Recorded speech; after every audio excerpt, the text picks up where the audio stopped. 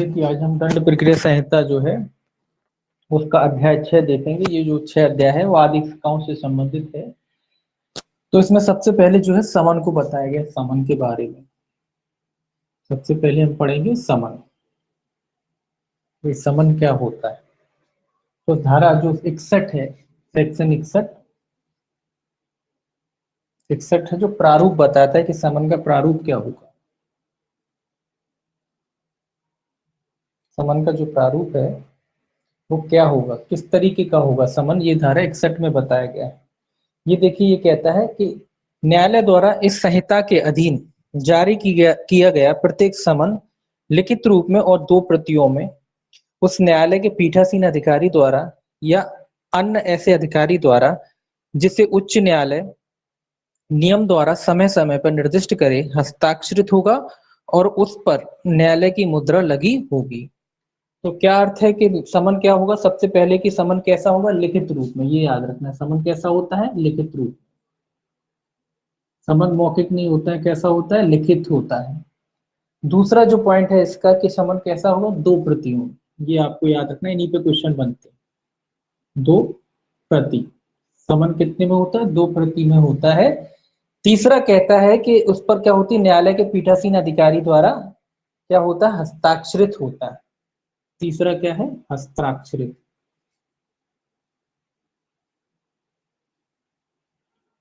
तो तीसरा है हस्ताक्षरित होता है। किसके द्वारा हस्ताक्षरित होता है? न्यायालय के पीठासीन अधिकारी द्वारा, या फिर उच्च न्यायालय ने जो नियम बनाए हैं उसके अनुसार अन्य कोई जो अधिकारी है जो नियुक्त किया जाता है उसके आधार पर हस्ताक्षरित हो सकता है। तो ये 3 फैक्ट इसमें निकलते हैं कि समन जो होता है कैसा होता है? लिखित रूप में होता है। ये आते हैं इस पे क्वेश्चन। 2 प्रतियों में होता है, खासकर ये आता है। कितने प्रतियों में होता है? समन 2 प्रतियों में होता है। और कैसा होता है? हस्ताक्षरित होता है और न्यायालय की मुद्रा लगी होती है। हस्ताक्षरित होता है, साथ में मुद्रा भी लिख लें आप।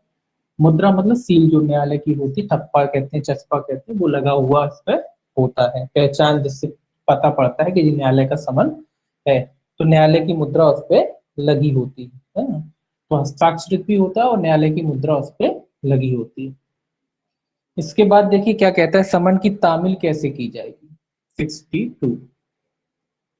62 में है तामील। समन की तामील जो है कैसे की जाएगी ये बताया 62 में। इसका पहला क्लॉज देखिए क्या कहता है। पहला क्लॉज कहता है प्रत्येक समन की तामील पुलिस अधिकारी द्वारा या ऐसे नियमों के अधीन जो राज्य सरकार इस निमित्त बनाए उस न्यायालय के जिसने वह समन जारी किया है किसी अधिकारी द्वारा या अन्य लोक सेवक द्वारा की जा सकेगी। तो सबसे पहले कह रहा है कि समन की तामील कैसे की जाएगी। तो समन की तामील किसके द्वारा? सामान्यतः लिख रहा है कि पुलिस द्वारा, पुलिस अधिकारी द्वारा की जा सकती है। सामान्यतः तो पुलिस वाले ही करते हैं। या फिर किसके द्वारा की जा सकती है? न्यायालय के किसी अधिकारी द्वारा या फिर अन्य लोक सेवक द्वारा। लोक सेवक द्वारा की जा सकती है। तो समन की तामील किस किस के द्वारा की जा सकती है? पुलिस अधिकारी द्वारा की जा सकती है। राज्य सरकार जो नियम बनाए, तो राज्य सरकार ही बनाती है, तो राज्य सरकार जैसे नियम बनाए उसके अनुसार उस न्यायालय के जिसने वह समन जारी किया है किसी अधिकारी द्वारा या अन्य लोक सेवक द्वारा समन की तामील की जा सकती। तो क्वेश्चन इन पे भी बनता है कि समन की तामील कौन कौन कराता है। समन की तामील पुलिस अधिकारी सामान्यतः कराते हैं, सामान्यतः तो यही कराते हैं। उसके बाद या फिर न्यायालय का कोई अन्य अधिकारी जिसने समन जारी किया है उसका कोई अधिकारी हो सकता है, उसके द्वारा भी समन की तामील कराई जा सकती है। या फिर अन्य कोई लोक सेवक हो सकता है जिसके द्वारा समन की तामील कराई जा सकती है। ये आपको याद रखना है, इन पे सब पे क्वेश्चन बनते हैं ना। दूसरा देखिए पॉइंट क्या कहता है। दूसरा पॉइंट कहता है यदि साध्य हो तो समन किए गए व्यक्ति पर समन की तामील उसे समन की 2 प्रतियों में से एक प्रति का परिधान या निवेदन करके व्यक्तिगत रूप से की जाएगी। तो ये कह रहा है कि भाई समन, ये तो कह रहा है कि कौन कराएगा। अब ये दूसरा पॉइंट ये कह रहा है कि भाई समन की तामील किस पर की जाएगी। ये कह रहा है जिस व्यक्ति के नाम समन निकाला जाता है उसको व्यक्तिगत रूप से की जा सकती। इसमें क्या लिखेंगे, क्या समन की तामील 2 प्रतियों में से साध हो तो समन किए गए व्यक्ति पर, समन किए गए गए व्यक्ति पर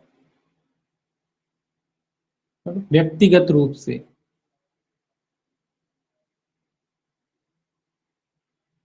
व्यक्तिगत रूप का अर्थ क्या है? व्यक्तिगत रूप का है जिसके नाम समन निकाला गया वही उसी के हाथ में ले जाके सौंप देना कि भैया जी आपके नाम समन निकला है। उनकी दो प्रति होती है ना, दो में से एक प्रति सौंप कर, एक प्रति, दो प्रतियों में से क्या दिया जाएगा, एक प्रति लिखा है, दो प्रति होती है ऊपर अपन ने लिखा ही है। तो जो दो प्रतियां होती हैं उन दो प्रति में से एक प्रति उसको सौंप दी जाएगी कि भाई आपके नाम समन निकाला है। तो ये कैसा इसको क्या कहते हैं, व्यक्तिगत तामील कहते हैं। इसको व्यक्तिगत तामील के नाम से भी आता है कि व्यक्तिगत तामील कितने में, 62 में। तो ये कौन सी तामील है, व्यक्तिगत। ये कौन सी तामील है, व्यक्तिगत तामील। मतलब जिस व्यक्ति के नाम समन निकाला जाता है उसी को सौंप करके जब तामील की जाती है तो ऐसी तामील को क्या कहते हैं, व्यक्तिगत तामील कहते हैं। दूसरी देखिए ये तीसरा देखिए, इसमें तीसरा जी क्या कहता है। तीसरा कहता है प्रत्येक व्यक्ति जिस पर समन की ऐसे तामील की गई है, यदि तामील करने वाले अधिकारी द्वारा ऐसी अपेक्षा की जाती है तो दूसरी प्रति के पृष्ठभाग पर उसके रसीदी हस्ताक्षर करेगा। रसीदी हस्ताक्षर मतलब रसीदी,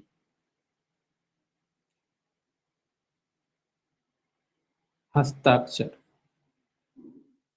मतलब जो व्यक्ति समन करा रहा है, इनमें से कोई व्यक्ति हो सकता है ना, समन पुलिस अधिकारी, न्यायालय का कोई अधिकारी या अन्य कोई लोक सेवक जो भी समन करा रहा है, तो दो प्रतियों में होता है। अपन ने देखा है कि समन कितने प्रतियों में होता है, दो प्रतियों में से। तो एक प्रति उसको सौंप दी जाएगी और जो दूसरी प्रति उसके पास होती है, किसके पास, जो तामील करा रहा है जो व्यक्ति, चाहे पुलिस अधिकारी हो, चाहे न्यायालय का अधिकारी हो या अन्य कोई लोक सेवक हो, वो अगर अपेक्षा करता है तो जिस व्यक्ति पर समन की तामील कराई है उस पर क्या करेगा, उसके एक हस्ताक्षर ले लेगा। मतलब प्राप्ति, प्राप्ति ले लेगा। क्या ले लेगा, प्राप्ति। हस्ताक्षर करने का मतलब क्या है कि भैया इन पर समन की तामील हो गई है और उन्होंने प्राप्ति दे दी है, तो एक प्राप्ति की वो ले लेगा।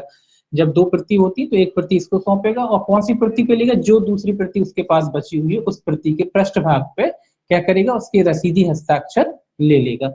जिससे समझ में आ जाएगा कि भाई जिस व्यक्ति, जो व्यक्ति था उस पर समन की तामील हो गई। ये इस बात का सबूत होगा तो उस व्यक्ति को जिसके नाम समन निकाला गया था उस पर समन की तामील हो गई। ठीक, इसलिए वो क्या करेगा, उसका हस्ताक्षर ले लेगा रसीद के रूप में। अब देखिए 63 सेक्शन 63, ये कहता है निगमित निकायों और सोसाइटियों पर समन की तामील। जिस सोसाइटी वगैरह पे कहता है कोई निगमित निकाय वगैरह है, निकाय एवं सोसाइटी,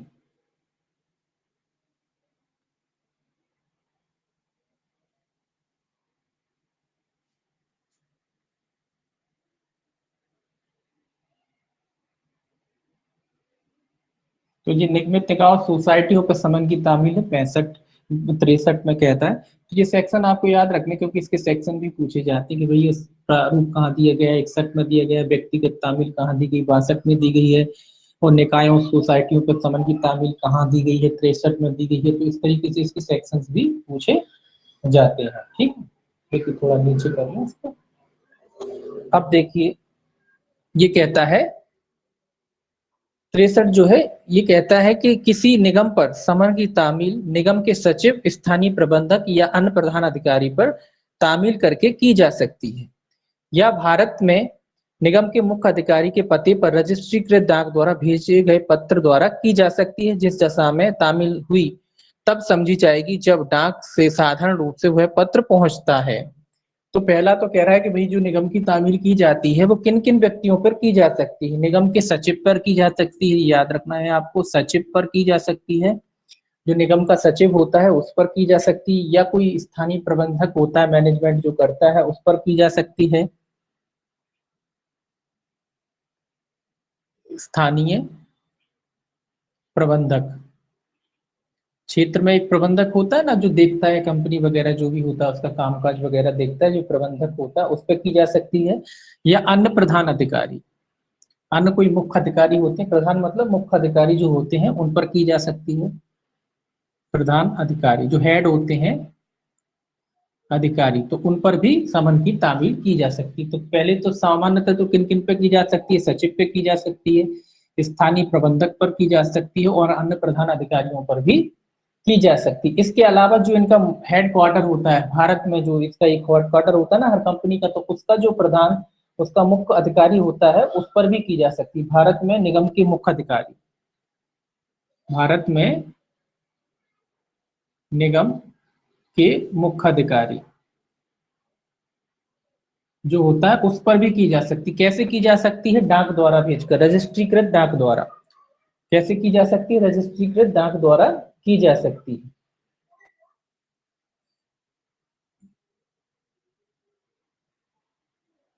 रजिस्ट्रीकृत डाक द्वारा भी तामील की जा सकती है। तो ये 4 तरीके हैं जिस तरीके से जो निगम वगैरह होती है, सोसाइटी वगैरह होती है, उन पर समनों की तामील की जा सकती है। पहला तो सचिव पे की जा सकती है, दूसरा स्थानीय प्रबंधक पर की जा सकती है, तीसरा अन्य प्रधान अधिकारी पर की जा सकती है। या फिर जो भारत में इनका जो मुख्यालय होता है, आप याद रखें, जो हेडक्वार्टर होता है, हर कंपनी का एक हेडक्वार्टर होता है जहां से संचालित होती है, फिर उसके बाद डिविजनल होते हैं ऑफिस। तो जो उनका हेडक्वार्टर होता है मैन, वहां का जो मुख्य अधिकारी होता है, आप उसकी रजिस्ट्रीकृत डाक द्वारा उसके पते पर भेजकर भी समन की तामील करा सकते हैं। और कब माना जाता है उसकी तामील हो गई? तब उसकी तामील माना जाता है जब वो, क्या कह रहा है इसमें, कि जिस दिशा में तामील हुई समझी जाएगी, जब डाक साधारण रूप से पहुंचता है। तो जो पहुंचने की तारीख होती है, आजकल तो रजिस्ट्रीकृत डाक में आप क्या कर सकते हो, आप देख भी सकते हो कि डाक पहुंची कि नहीं पहुंची। जैसे ही वो पहुंच जाती है कि मान लिया जाएगा कि उस पर क्या हो गया है, समन की तामील हो गई है। इसमें स्पष्टीकरण लिखा है कि निगमित कंपनी, ये कोई खास नहीं है खैर, सोसाइटी रजिस्ट्रीकरण अधिनियम ये कह रहा है कि उसके रूप में जब रजिस्ट्रीकृत होती है कंपनी, तो उसको रजिस्ट्रीकृत सोसाइटी और कंपनी कहा जाता है, तो उसका कोई मतलब नहीं।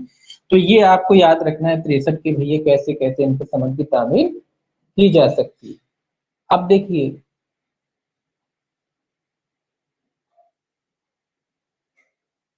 अब आप देखिए 65 सेक्शन जो है, यहाँ लिख लेते हैं 65, ये भी इंपॉर्टेंट है। 60 नहीं, 63 हुआ, 64 रहेगा, 64 रह गया है अभी, 64। 64 कहता है जब समन किए गए व्यक्ति ना मिल सके तब तामील। कह रहा है कि जब ना मिल सके तब तामील, इतना ही लिख रहे हैं, ना मिल सके तब तामील।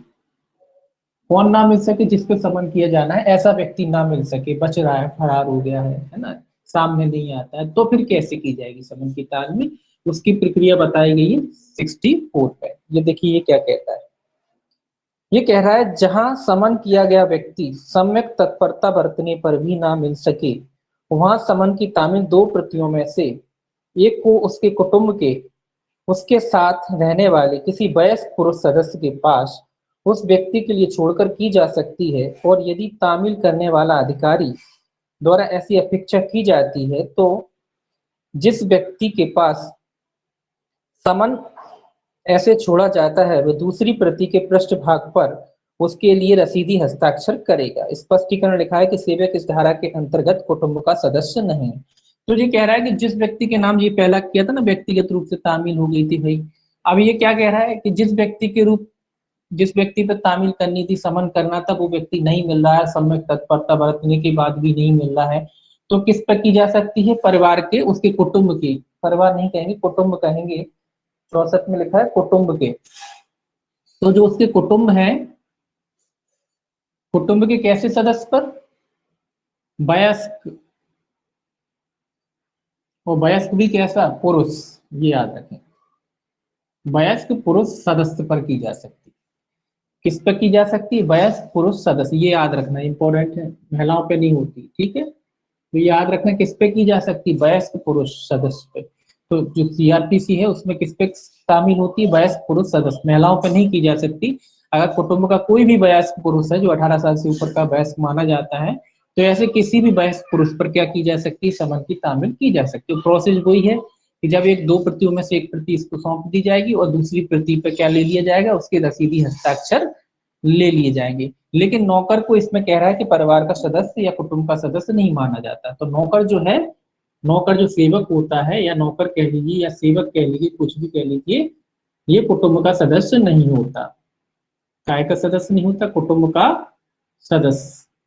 अब ऐसा नहीं होगा कि भैया आप नौकर पे या जो आपका सेवक है उस पर तामील करके चले आए और बोले तामील हो गई, नहीं।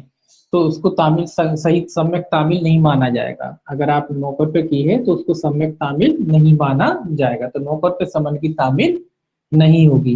किस पर होगी? जो परिवार का वयस्क पुरुष सदस्य है केवल उस पर। तो क्वेश्चन इसी से बनता है कि किस किस पर हो सकती है, पुत्री पर, पुत्र पर, इस तरीके से क्वेश्चन बनाते हैं। तो वयस्क पुत्र है उस पर हो जाएगी, वयस्क कोई भी घर में मेंबर है उस पर हो जाएगी, लेकिन महिलाओं पर नहीं होती। याद रखना कि इसमें जो तामीलें हैं वो महिलाओं पर नहीं होती। काय की? समन की तामील, है ना। समन क्या होता है? सूचना होती है। समन क्या होता है? सूचना होती है। कोई भी मामला चल रहा है आपका न्यायालय में तो उसकी आपके पास सूचना भेजी जाती है, ताकि आप क्या करें, उसका उचित जवाब न्यायालय के समक्ष पेश कर सकें। ठीक। अब देखिए सेक्शन 65। अब जो लिखा है कि जब पूर्व 65 कहता है जब पूर्व उपबंधित प्रकार से तामील ना की जा सके तब प्रक्रिया। कह रहा है ये ऊपर जितने भी तरीके बताए गए हैं इनमें से किसी भी प्रकार से अगर समन की तामील नहीं हो पाती तो फिर क्या प्रक्रिया अपनाई जाएगी। कह रहा है कि जब पूर्व प्रकार से, पूर्व मतलब ऊपर जो बताए गए तरीके थे उन तरीकों में से भी तामील नहीं हो पाती, व्यक्तिगत नहीं हो पाती, उसके वयस्क जो सदस्य है उस पर भी नहीं हो पाती है, तो फिर कौन सी प्रक्रिया अपनाई जाएगी? कौन सी प्रक्रिया जो है अपनाई जाएगी? देखिए ये कहता है फिर क्या होगा, सीधी सीधी बात है, प्रकाशन होगा। देखिए ये कहता है यदि धारा 62, 63 या धारा 64 में उपबंधित रूप से तामील सम्यक तत्परता बरतने पर भी ना की जा सके तो तामील करने वाला अधिकारी समन की दो प्रतियों में से एक को उस गृह या वास स्थान के जिसमें समन किया गया व्यक्ति मामूली तौर पर निवास करता है किसी सहज दृश्य भग पर लगाकर, और तब न्यायालय ऐसी जांच करने के पश्चात जैसी वह ठीक समझे या तो यह घोषित कर सकता है कि समन की सम्यक तामील हो गई है, या वह ऐसी रीति में नई तामील का आदेश दे सकता है जिसे वह उचित समझे। तो ये कह रहा है कि भैया ऊपर जो बताए तरीके थे उन तरीकों में से किसी भी प्रकार से अगर समन की तामील नहीं हो पाती है तो क्या करेगा, वो दो प्रतियों में से क्या करेगा, एक प्रति क्या करेगा, चस्पा करेगा। इसको चस्पा तामील भी कहते हैं। तो क्या करेगा, उसके सहज कहाँ करेगा चस्पा, उसके जो भी घर है निवास है उसके गेट वगैरह पे करेगा। और कैसे स्थान पे करी जाएगी, जहां से लिखे दिखे, ऐसा नहीं कि कोने में चिपका के चली गई, ऐसे स्थान पे चस्पा की जाएगी, ऐसी जगह चस्पा की जाएगी जहां से वो दिखे, स्पष्ट रूप से दिखे। इस तरीके से क्या किया जाएगा, उसको चस्पा किया जाएगा। फिर कह रहा है कि फिर न्यायालय जांच करेगा, न्यायालय जांच करेगा और न्यायालय को अगर ठीक लगता है तो न्यायालय मान लेगा कि तामील हो गई है। अगर न्यायालय को लगता है कि भाई तामील नहीं हुई तो न्यायालय क्या करेगा, दोबारा तामील कराएगा। फिर अगर अगर न्यायालय को लगता है कि भाई चस्पा से काम नहीं चला है, तो या न्यायालय को लगा कि भाई चस्पा भी किया है लेकिन फिर भी सूचना नहीं मिली है, तो न्यायालय दोबारा भी तामील करा सकता है। अगर न्यायालय संतुष्ट है तो कोई दिक्कत ही नहीं है। अगर न्यायालय को लगता है कि भाई ये तामील नहीं हो पाई है ठीक तरीके से, तो न्यायालय क्या करेगा, दोबारा तामील कराएगा। तो व्यवहारिकता में तो ऐसा होता है कि 2-3 बार तामीलें आती हैं, ऐसा एकदम से नहीं आती, तो 2-3 बार तामीलें होती हैं व्यवहारिकता में, पहली दूसरी बार इस तरीके से तामीलें व्यवहारिकता में होती हैं। न्यायालय 2-3 मौके देता है तो उस तरीके से तामीलें होती है ना व्यवहारिकता में। ऐसा नहीं कि एक ही बार तामील करा फिर नहीं मिला बोले फिर वो कर दिया, इस तरीके से नहीं होता। पहले उनको देखा जाएगा, वो मिल जाते ठीक है, नहीं तो घर का कोई मेंबर मिलता है वो ठीक है। नहीं होता है तब जब ज्यादा हो जाता है 2-3 बार के बाद, तब जाके न्यायालय इस तरीके से करवाता है, चस्पा करवाया जाता है, चिपकवाया जाता है उनके घर के द्वार पे। दो प्रतियों में से एक प्रति उसके द्वार पे चिपका दी जाती है और फिर न्यायालय निराकरण करता है कि भाई तामील हो गई है या नहीं हो गई है। अगर न्यायालय को लगता है तामील हो गई तो ठीक है, अगर नहीं हो गई है तो क्या करेगा न्यायालय, न्यायालय दोबारा तामील कराता है। इसको चस्पा तामील भी कहते हैं। और इसको विकसित तामील भी कहते हैं। जो 64 है, ये सब सब वैसे इनको ये सीपीसी में है ये टर्म्स, लेकिन हाँ तामील तो वही होती है ना, इसीलिए वही शब्द वही यूज कर, उस तरीके से पूछ लिया जाता है ना, इस तरीके से पूछ सकते हैं। चस्पा तामील, विकसित तामील, व्यक्तिगत तामील, इस तरीके से उनको पूछ लिया जाता है। हालांकि तामील के तो कोई इसमें ऐसे शब्द लिखे नहीं, लेकिन सीपीसी में जो शब्द चलते हैं वो यहाँ भी इस्तेमाल हो जाते हैं, पूछ लिए जाते हैं परीक्षा में। अब देखिए 66 जो है, जिस शासकीय सेवकों की बात करते हैं कि भाई शासकीय सेवक जो होते हैं, सरकारी सेवक जो होते हैं, सरकारी सेवक,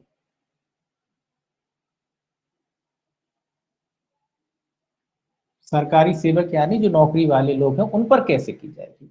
उन पर सिंपल है। देखिए क्या कहता है, ये कहता है जब न्यायालय यह चाहता है कि उसके द्वारा जारी किए गए समन की तामील उसकी स्थानीय अधिकारिता के बाहर किसी स्थान में की जाए, नहीं सॉरी सॉरी गलत पढ़ दिया मैंने, 66 पढ़ना है पुनः। 66 कह रहा है सरकारी सेवक पर तामील। इसका पहला पॉइंट देखिए, पहला पॉइंट कहता है जहां समन किया गया व्यक्ति सरकार की सक्रिय सेवा में है, वहां समन जारी करने वाला न्यायालय मामूली तौर पर ऐसा समन 2 प्रति में उस कार्यालय के प्रधान को भेजेगा जिसमें वह व्यक्ति सेवक है, और तब वह प्रधान धारा 62 में उपबंधित प्रकार से समन की तामील कराएगा और इस धारा द्वारा अपेक्षित पृष्ठांकन सहित उस पर अपने हस्ताक्षर करके उसे न्यायालय को लौटा देगा। ऐसा हस्ताक्षर सम्यक तामील का साक्ष्य होगा। ये क्या कह रहा है भाई, ये कह रहा है कि जब कोई शासकीय सेवक होता है या लोक सेवक, मान लीजिए कोई लोक सेवक है जो सरकारी कर्मचारी है, कोई ऐसा व्यक्ति है, तो उस पर तामील करानी है तो किस तरीके से कराई जाएगी? जो विभाग का प्रधान होता है, विभाग का प्रधान होता है मतलब जो मुख्य अधिकारी होता है, जो हेड होता है, दोनों प्रतियां, कितनी प्रति भेजी जाएंगी इसके पास? दोनों प्रति भेजी जाती है इसके पास। कैसी भेजी जाएंगी? दोनों प्रतियां भेजी जाती, 2 प्रतियों में भेजा जाता है इसके पास। इसके पास सिंगल नहीं भेजी जाती, इसके पास कितनी प्रति भेजी जाएंगी? दोनों प्रतियां भेजी जाएंगी। दोनों प्रतियां इसके बाद समन की भेजी जाएंगी। जब दोनों प्रतियां भेजी जाएंगी तो ये 62 के अनुसार क्या कराएगा? उसकी तामील कराएगा। 62 के अनुसार कैसे तामील होती है कि एक प्रति पे वो क्या करेगा, एक प्रति जो जिस व्यक्ति जो अधिकारी है, जो सेवक है, सरकारी सेवक, उसको सौंप देगा, और दूसरी प्रति पे क्या करेगा? वो जो शासकीय सेवक है उसके हस्ताक्षर लेगा, साथ में अपने भी हस्ताक्षर करेगा, है ना। 2 प्रतियों में इसीलिए भेजा जाता है कि एक प्रति तो वो उसी को दे देगा जो सरकारी सेवक है, दूसरी प्रति पे वो क्या करेगा? दूसरी प्रति पे उसके हस्ताक्षर लेगा जो सरकारी सेवक है, और साथ ही साथ अपने हस्ताक्षर भी उस पर करेगा। जब इस तरीके से वो करता है और उसके बाद माना जाएगा जो हस्ताक्षर किए हैं वो क्या होंगे? वो तामील का साक्ष्य होगा। वो तामील का साक्ष्य माना जाएगा कि जो सरकारी सेवक है उस पर क्या हो गया है? सम्यक रूप से तामील हो चुकी है। तो इसको कितनी प्रतियों में भेजी जाती है? याद रखना, दोनों ही प्रतियों में भेजी जाती है, 2 ही प्रति भेजी जाती है। 2 प्रति भेजने का रीजन सीधा सीधा है कि एक प्रति तो वो उसको दे देगा जो सरकारी सेवक है, और दूसरी प्रति पे वो उसके हस्ताक्षर लेगा और क्या करेगा? और अपने भी हस्ताक्षर करेगा, और फिर हस्ताक्षर करके क्या करेगा? न्यायालय को लौटा देगा। ठीक है, इसीलिए 2 प्रति, इसीलिए यहाँ ये भी शब्द आया है ना, इसलिए ये शब्द भी आया। तो धारा 62 के अनुसार क्या करेगा? वो तामील कराएगा। अब देखिए क्या होता है, कई बार न्यायालय को जो होता है अपनी अधिकार क्षेत्रता से बाहर जो है समन की तामीलें करनी होती, तो उसके बारे में कहता है कि जहां ऐसे कोई क्षेत्र है स्थानीय सीमाओं के बाहर, स्थानीय सीमाओं के बाहर, स्थानीय सीमाओं के बाहर,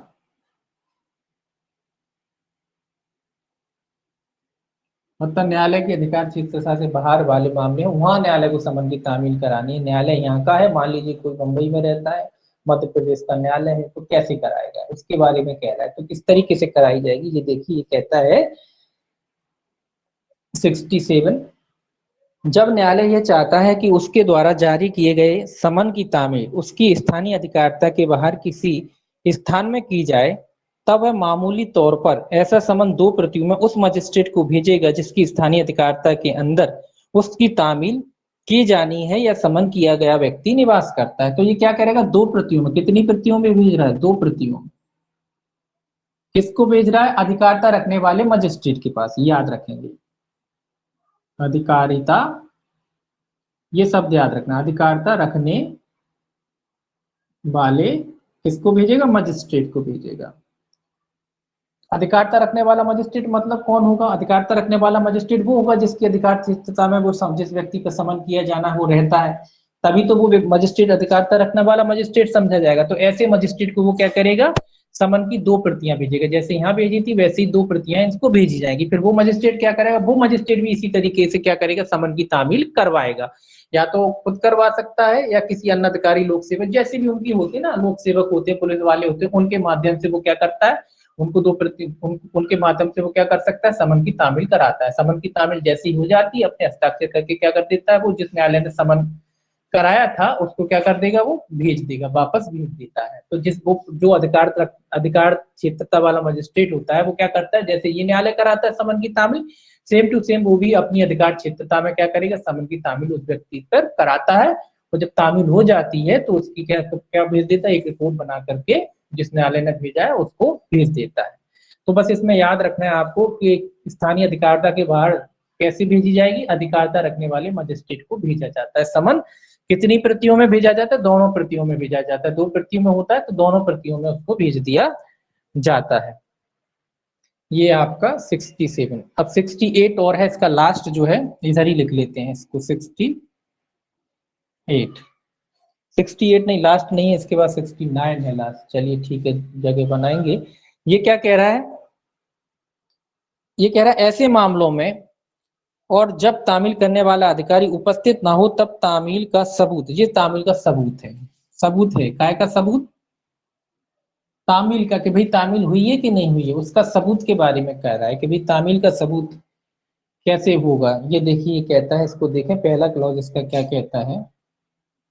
पहला क्लॉज देखिए क्या कहता है। पहला क्लॉज कहता है जब न्यायालय द्वारा जारी किए गए समन की तामील उसकी स्थानीय अधिकारिता के बाहर की गई है तब और ऐसे किसी मामले में जिसमें वह अधिकारी जिसने समन की तामील की है मामले की सुनवाई के समय उपस्थित नहीं है, मजिस्ट्रेट के समक्ष किया गया तात्पर्य यह शपथ पत्र कि ऐसे समन की तामील हो गई है, समन की दूसरी प्रति जिसका उस व्यक्ति द्वारा जिसको समन परिदत्त या निवेदित किया गया था या जिसके पास वह छोड़ा गया था, धारा 62 या धारा 64 में उल्लेखित प्रकार से पृष्ठांकित होना तात्पर्य है, साक्ष्य में ग्राह्य होगी जब तक कि तत्प्रतिकूल साबित ना किया जाए, उसमें किए गए कथन सही माने जाएंगे। सिंपल सी बात कह रहा है कि जे अब समन की तामील के सबूत का बात आ रही है कि भैया तामील जो थी वो हो पाई थी कि नहीं हो पाई थी। जो तो ये कह रहा है कि जो भी अधिकारी, जो भी कर्मचारी या न्यायालय की अधिकारिता के बाहर जो भी समन की तामील की गई थी, तो उसके मामले में जो दूसरी प्रति होती है, दूसरी कैसी प्रति होती है, दूसरी प्रति, दूसरी प्रति जो होती है उस पर कौन से हस्ताक्षर होते हैं, जो रसीदी हस्ताक्षर होते हैं। कब रसीदी, तो रसीदी अकेला लिखती है, तो जो रसीदी हस्ताक्षर होते हैं ये कब लागू होगा, जब वो जैसे न्यायालय में साक्ष्य, इस बात का साक्ष्य आया कि भाई समन हो रहा हुआ है कि नहीं हुआ है, तो जिस व्यक्ति ने समन किया है, चाहे लोक सेवक हो या पुलिस अधिकारी या कोई अधिकारी हो, वो न्यायालय के समक्ष उपस्थित नहीं है, मतलब न्यायालय में नहीं आया वो साक्ष्य देने की भाई मैंने की कि नहीं, तो ऐसे मामले में जो दूसरी प्रति थी जिसपे उसके हस्ताक्षर लिए गए थे उस व्यक्ति के, जब समन किया गया था तो जो दूसरी कॉपी पे उसके हस्ताक्षर लिए गए थे, अगर वो न्यायालय में पेश की जाती है तो न्यायालय मानेगा, क्या मानेगा कि भाई इस पर समन की तामील हो चुकी है। जब तक कि तत्प्रतिकूल साबित ना किया जाए, न्यायालय यह मान के चलेगा कि भाई इस व्यक्ति पर समन की तामील हो चुकी थी, क्योंकि इस पे अगर नहीं हुई होती तो ये हस्ताक्षर कहाँ से करता। तो जब तक कि तत्प्रतिकूल साबित ना कर दिया जाए, ऐसे मामलों में जहां वो व्यक्ति स्वयं गवाही देने के लिए नहीं उपस्थित है, क्योंकि लोक सेवक है, हर मामलों में तो आ नहीं सकते, तो केवल उन्होंने रसीदी जो हस्ताक्षर है वो जो रसीद थी वो न्यायालय के समक्ष पेश कर दी। तो ऐसे मामलों में न्यायालय क्या मान के चलेगा कि जो रसीदी हस्ताक्षर है उसके आधार पर ये मान के चलेगा कि समन की तामील हो गई। इसी में दूसरा देखिए क्या कहता है इसका दूसरा क्लॉज। दूसरा क्लॉज कहता है इस धारा में वर्णित शपथ पत्र की दूसरी प्रति से संकलन किया जा सकता है और उस न्यायालय को भेजा जा सकता है। तो ये कह रहा है दूसरी प्रति के साथ क्या लगाया जा सकता है, इनका शपथ पत्र, शपथ पत्र उसके साथ लगाया जा सकता है। किसके पास, जो रसीदी हस्ताक्षर होते हैं ना उसके साथ वो अधिकारी अपना शपथ पत्र लगा सकता है कि ये शपथ है और वो पूरा मेरे द्वारा कराएगा। शपथ पत्र तो आप जानते हैं कि भाई जो मेरे द्वारा जानकारी दी जा रही है सत्य है और मेरे फलानी फलानी तारीख को ये इनके पास समन की तामील कराई थी जिसके इन पे हस्ताक्षर है, उस तरीके का 1-2-3 लाइन का शपथ पत्र भी उसके साथ लगाया जा सकता है। अब देखिए 69 जो है इधर लिख लेते हैं, 69 ये लास्ट है आपका। ये है कौन पर समन, साक्षी पर डाक द्वारा समन की तामील, ये साक्षियों पर, ये भी याद रखना है। ये भी आता है कि साक्षी पर जो है तामील कैसे किस धारा में है, 69 में, तो याद रखना है। दरअसल समन के जितने भी हैं 61 से लेकर 59 तक, 61 से लेकर 69 तक, ये के सारे सेक्शन इंपॉर्टेंट है, आपको सारे सेक्शन याद रखने और सारी जो छोटी छोटी बातें बीच में है वो याद रखनी है, तो इंपॉर्टेंट है सारे के सारे सेक्शन इसके। तो देखिए 59 क्या कहता है, साक्षी पर समन की तामील कैसे की जाएगी। साक्षी मतलब गवाह, साक्षी मतलब कौन है, गवाह, जो गवाही देने आता, उस पर तामील की बात कह रहा है 69। ये कह रहा है पहला इसका क्लॉज देखिए पहला क्लॉज क्या कहता है। पहला क्लॉज कहता है इस अध्याय में की पूर्ववर्ती धाराओं में किसी बात के होते हुए भी साक्षी के लिए समन जारी करने वाला न्यायालय ऐसा समन जारी करने के अतिरिक्त और उसके साथ साथ निर्देश दे सकता है कि उस समन की एक प्रति की तामील साक्षी के उस साक्षी की तामील साक्षी के उस स्थान के पते पर, देखिए दोबारा ये कह रहा है इस अध्याय की पूर्ववर्ती धाराओं में किसी बात के होते हुए साक्षी के लिए समन जारी करने वाला न्यायालय ऐसे समन जारी करने के अतिरिक्त और उसके साथ साथ निर्देश दे सकता है कि उस समन की एक प्रति की तामील साक्षी के उस स्थान के पते पर जहां वह मामूली तौर पर निवास करता है या कारोबार करता है या अभिलाभ के लिए स्वयं काम करता है रजिस्ट्रीकृत डाक द्वारा की जाए। ये क्या कह रहा है, समन की तामील क्या कह रहा है कि जिस तरीके से समन की तामील और होती वैसे तो हो ही सकती, इसके अलावा न्यायालय चाहे तो क्या कर सकता है रजिस्ट्रीकृत डाक द्वारा भी जहां पे कौन रहता है साक्षी रहता है उस पर शामिल कराई जा सकती। कैसे कराई जा सकती, रजिस्ट्रीकृत डाक द्वारा भी शामिल कराई जा सकती है। कहाँ था इसका, समन की एक प्रति तामील साक्ष्य के उस स्थान पर जहां शामिल मामूली तौर पर निवास करता है समूह रजिस्ट्रीकृत डाक द्वारा, ये रजिस्ट्रीकृत डाक द्वारा। इसका मतलब ये नहीं कि केवल डाक द्वारा जैसे होती वैसे तो होगी, उसके अलावा न्यायालय एक डाक द्वारा अलग से वो भी करा सकता है, दोनों तरीके से शामिल करा सकता है।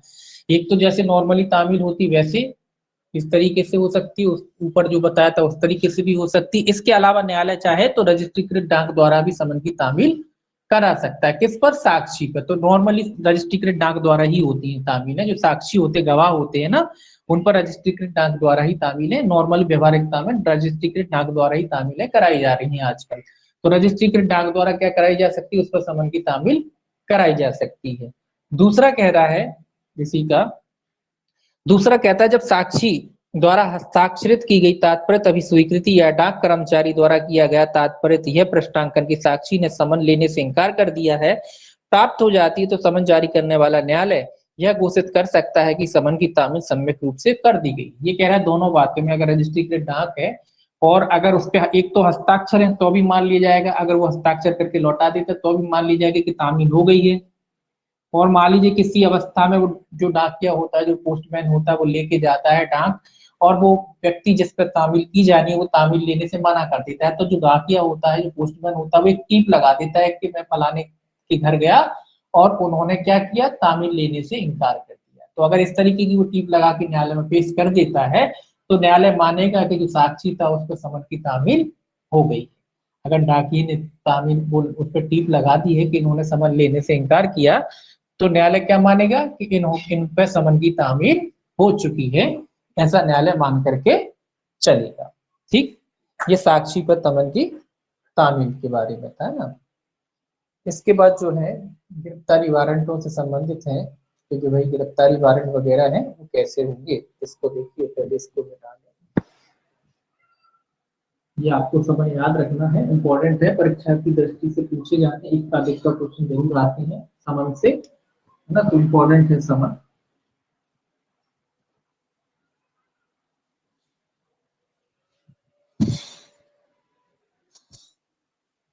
अब देखिए आदेशिकाएं होती, सबसे पहले तो भाई समन कर लिया, किसी व्यक्ति पे भाई समन किया, भाई समन से काम नहीं बनेगा तो क्या करेगी, गिरफ्तारी वारंट क्या हो जाएगा। समन अगर नहीं हो पाया है, समन के द्वारा नहीं हो पाया तो क्या करेगा न्यायालय, वारंट वारंट इशू करेगा। कौन सा, गिरफ्तारी, तो वारंट अकेला लिखा है। अगर समन से काम नहीं बना तो फिर क्या होता है, फिर वारंट इशू होता है, तो वही आगे अपन पढ़ेंगे वारंट। उसके बाद भी अगर नहीं होता तो फिर कुर्की वगैरह आती है, तो वो भी पढ़ेंगे आगे। तो जब समन से काम नहीं चला, अब कुल मिला के समन से काम नहीं चल पाया, तो न्यायालय पे क्या उपचार है कि भैया गिरफ्तार करके पकड़ के लाओ इसे, अब गिरफ्तार करो और पकड़ के न्यायालय के समक्ष पेश करो। वारंट का अर्थ क्या होता है, वारंट का अर्थ होता है जिस व्यक्ति के नाम निकाला जाता है कि इसको पकड़ के न्यायालय के समक्ष पेश किया जाए।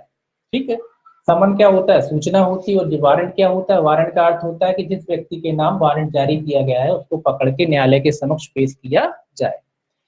देखिए अब 70 सेक्शन जो है इसका 70 है। देखिए 70 क्या कहता है, गिरफ्तारी वारंट का प्रारूप और अवधि, दोनों चीजें हैं इसमें।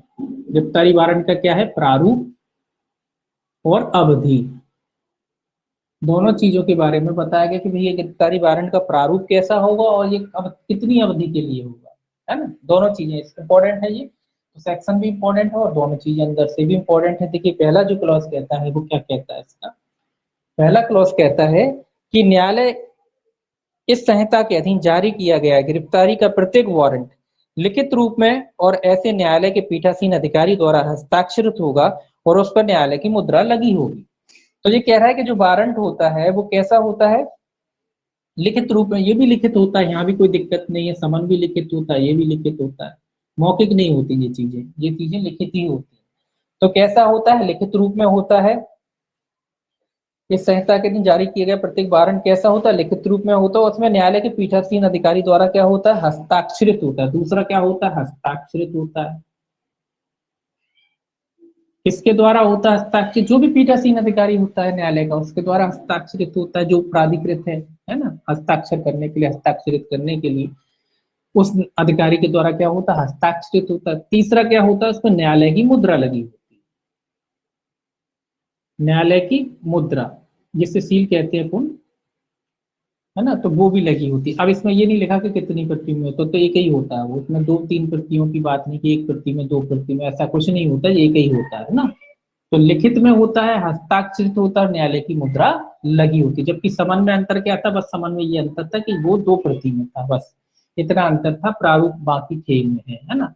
तो लिखित रूप में होता है, हस्ताक्षरित होता है और न्यायालय की क्या होती है, उस पर मुद्रा लगी होती है। तो ये चीजें आपको याद रखनी, लिखित होता है, हस्ताक्षरित होता है किसके द्वारा, न्यायालय के पीठासीन अधिकारी द्वारा, उस पर न्यायालय की मुद्रा लगी होती है। ये तो हो गया इसका भाई प्रारूप।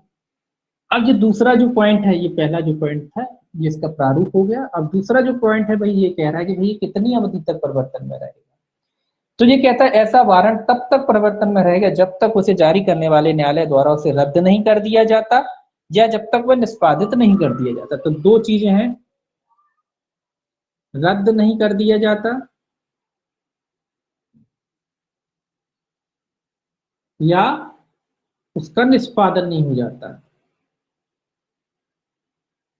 तो दो चीजें हैं, तो वो कब तक परिवर्तन में रहता है, जब तक रद्द नहीं कर दिया जाता, किसके द्वारा, जो न्यायालय जारी करता है वही रद्द कर सकता है ना। तो जिस न्यायालय ने उसे जारी किया है या तो वो न्यायालय उसको रद्द कर दे, पहली कंडीशन, तब वो क्या हो जाता है, वारंट क्या हो जाता है, उस वारंट का उसका प्रवर्तन खत्म हो जाता है, मतलब मान लिया जाता है कि उसका प्रवर्तन हो गया है। तो या तो वो रद्द कर दे वो न्यायालय, या फिर उसका निष्पादन। निष्पादन का अर्थ क्या है भैया, जो व्यक्ति को ये वारंट जारी किया गया था उसको पकड़ के न्यायालय के समक्ष पेश कर दे, तो मान लिया जाता है कि जो वारंट है उसका निष्पादन हो चुका है। तो या तो न्यायालय रद्द कर दे, उतनी अवधि तक वो बना रहता है, जब तक न्यायालय उसे रद्द नहीं करता वो एक्टिव बना रहता है, चालू बना रहता है। या फिर दूसरी शर्त है कि भी न्यायालय के समक्ष पकड़ के पेश कर दो, तो क्या हो जाता है, उसका निष्पादन हो जाता है। क्या मान लिया जाता है कि उसका निष्पादन हो गया है। ठीक है, तो ये दो तरीके हैं। तब तक इस पे भी क्वेश्चन बनता है ना, तो ये भी इंपॉर्टेंट है, ये भी आपको याद रखना है। और क्वेश्चन इस पे भी बनता है कि कितनी प्रतियों में होता है, तो ये एक ही होता है, इसमें कोई दो प्रति वगैरह की ऐसी बात नहीं होती है कि दो वगैरह प्रति वगैरह हो, ऐसा कुछ इसमें नहीं होता। इसके बाद देखिए 71 इसका जो है सेक्शन 71, सेक्शन 71 क्या कहता है, सेक्शन 71 कहता है प्रतिभूति के लिए जाने का निर्देश देने की शक्ति। ये क्या है, प्रतिभूति, ये प्रतिभूति से संबंधित है, प्रतिभूति लिए जाने का निर्देश देने की शक्ति। तो प्रतिभूति लिए जाने से संबंधित है वारंट में ही। देखिए इसमें पहला क्लॉज क्या कहता है, पहला क्लॉज कहता है किसी व्यक्ति की गिरफ्तारी के लिए वारंट जारी करने वाला कोई न्यायालय वारंट पर पृष्ठांकन द्वारा स्वविवेक अनुसार यह निर्देश दे सकता है कि यदि वह व्यक्ति न्यायालय के समक्ष विनिर्दिष्ट समय पर और तत्पश्चात जब वह न्यायालय द्वारा अन्यथा निर्देश नहीं दिया जाता है तब तक अपनी हाजिरी के लिए पर्याप्त प्रतिभूतियों सहित बंदपत्र निष्पादित करता है, तो वह अधिकारी जिसे वारंट निर्दिष्ट किया गया है ऐसी प्रतिभूति लेगा और उस व्यक्ति को अभिरक्षा से छोड़ देगा।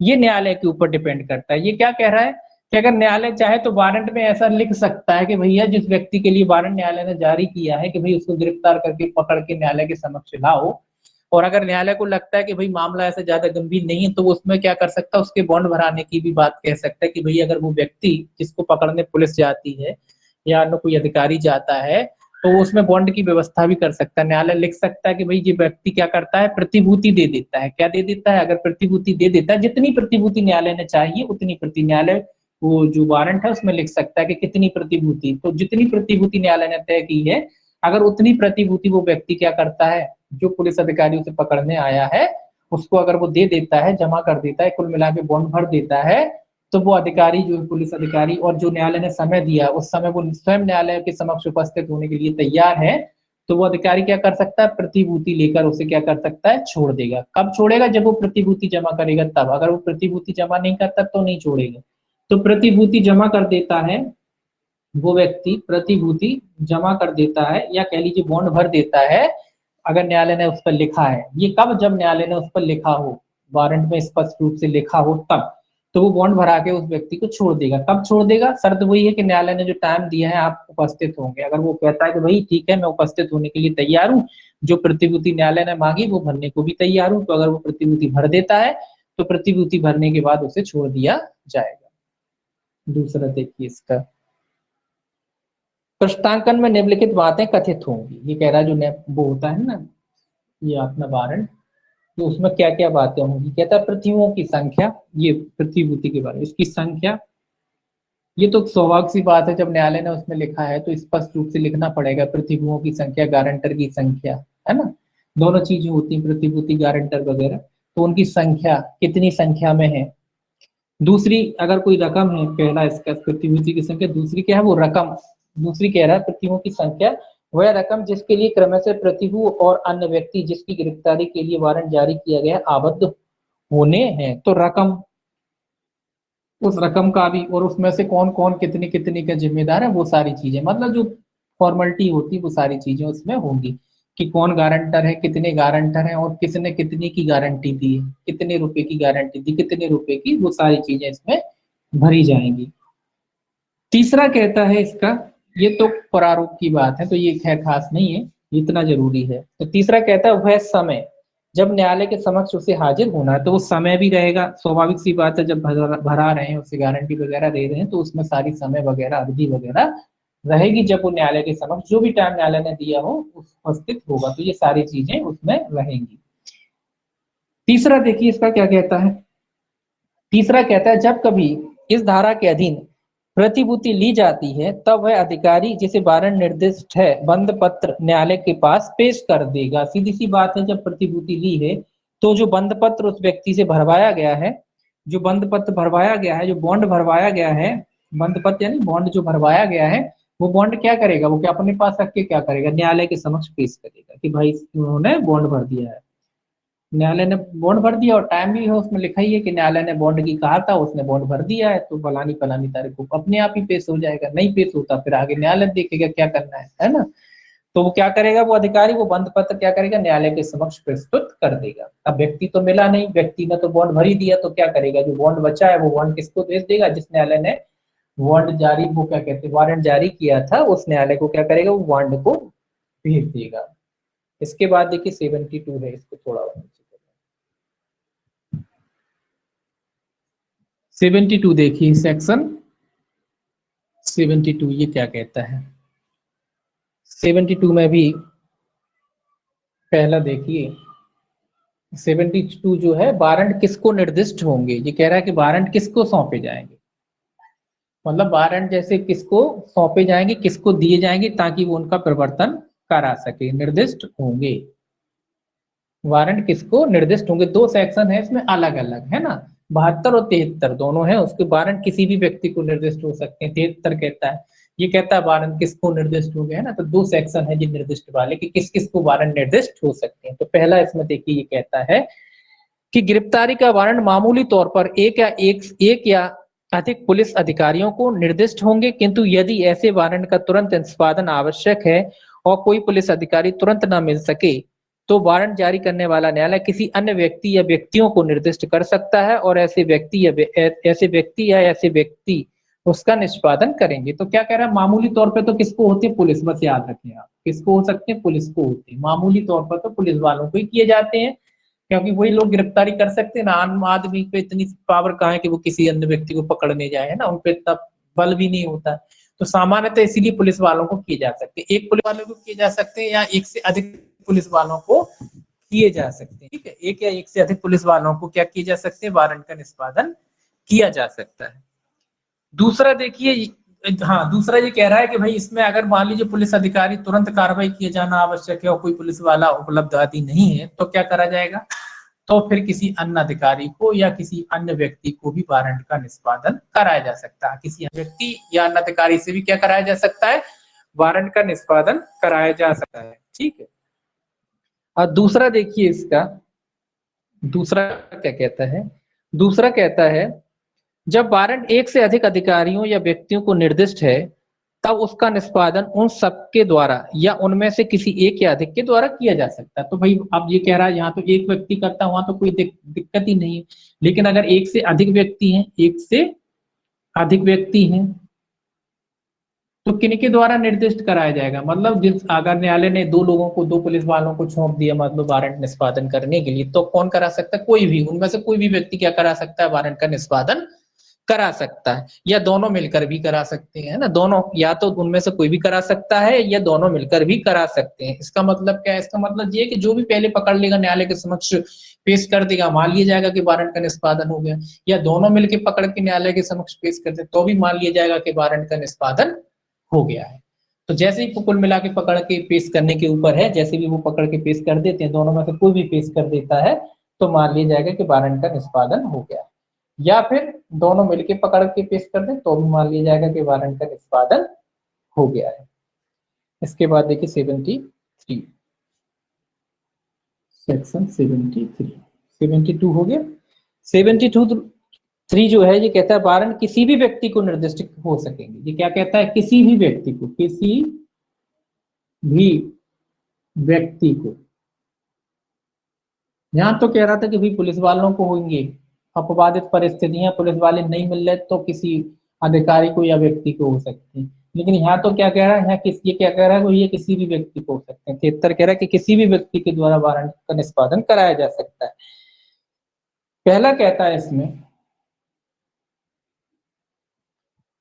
कहता है मुख्य न्यायिक मजिस्ट्रेट या प्रथम वर्ग मजिस्ट्रेट किसी निकल भागे सिद्ध दोष उद्घोषित अपराधी या किसी ऐसे व्यक्ति की जो किसी अजमानती अपराध के लिए अभियुक्त है और गिरफ्तारी से बच रहा है, गिरफ्तारी करने के लिए वारंट अपनी स्थानीय अधिकारिता के अंदर किसी भी व्यक्ति को निर्दिष्ट कर सकेंगे। तो ये कौन से व्यक्ति हैं, जो उनकी जो अधिकारिता से जो सिद्ध दोष अपराधी है, मतलब जिन पर सजा हो चुकी है, ये कौन से व्यक्तियों के लिए है, जो सिद्ध दोष व्यक्ति हैं या उद्घोषित अपराधी। कैसे व्यक्ति हैं, सिद्ध दोष, मतलब सिद्ध दोष मतलब क्या होता है, जिन पे दोष सिद्ध हो चुका है, भाई सब अपराधी हैं, सजा भी न्यायालय द्वारा लगाई जा सकी, फरार हो गए हैं, कुल मिला के सिद्ध दोष व्यक्ति हैं। या फिर उद्घोषित हैं, जिन पे इनाम है, उद्घोषित अपराधी हैं जिन पर इनाम न्यायालय द्वारा इनाम घोषित किया गया है, ऐसे कोई अपराधी हैं। या फिर क्या कह रहा है, ऐसे कोई अपराधी जिन्होंने कैसा अपराध किया, अजमानती अपराध किया है। तो इस तरीके के कोई अपराधी है। तो कौन कौन से मजिस्ट्रेट, मुख्य न्यायिक मजिस्ट्रेट सीजीएम, और कौन कह रहा है, प्रथम वर्ग मजिस्ट्रेट, तो फर्स्ट क्लास मजिस्ट्रेट है ना, प्रथम वर्ग मजिस्ट्रेट और सीजीएम, दो की बात कह रहा है। तो वो क्या कर सकते हैं, किसी भी व्यक्ति को क्या कर सकते हैं, वारंट का निष्पादन करने के लिए दे सकते हैं। कैसे व्यक्ति अपराधी हैं, या तो सिद्ध दोष है, सजा हो चुकी है, जिनको मतलब पूरा मामला निपट गया, उसके बाद न्यायालय ने उनको सजा भी दे दी, तो ऐसे सिद्ध दोष अपराधी हैं। या फिर कोई उद्घोषित अपराधी हैं, या फिर अजमानती अपराध के कोई अपराधी हैं। तो ऐसे अपराधियों को न्यायालय क्या कर सकता है, जो न्यायालय है सीजीएम का न्यायालय या फर्स्ट क्लास मजिस्ट्रेट का जो न्यायालय है, वो क्या कर सकता है, उन्हें किसी भी व्यक्ति को क्या कर सकता है, वारंट का निष्पादन करने के लिए दे सकता है। अब देखिए दूसरा इसका क्या कहता है, दूसरा कहता है ऐसा व्यक्ति वारंट की प्राप्ति की लिखित रूप में अभिस्वीकार करेगा और यदि वह व्यक्ति जिसकी गिरफ्तारी के लिए वारंट जारी किया गया है उसके भार साधन के अधीन किसी भूमि या अन्य संपत्ति में है या प्रवेश करता है तो उसे वारंट का निष्पादन करेगा। सिंपल सी बात कह रहा है, जिस व्यक्ति को भी न्यायालय क्या करता है, वारंट इशू करता है, वो व्यक्ति लिखित रूप में क्या करेगा, स्वीकृति देगा कि भाई वो वारंट का निष्पादन कराने को तैयार है, मतलब अपनी स्वीकृति देगा, हस्ताक्षर करेगा।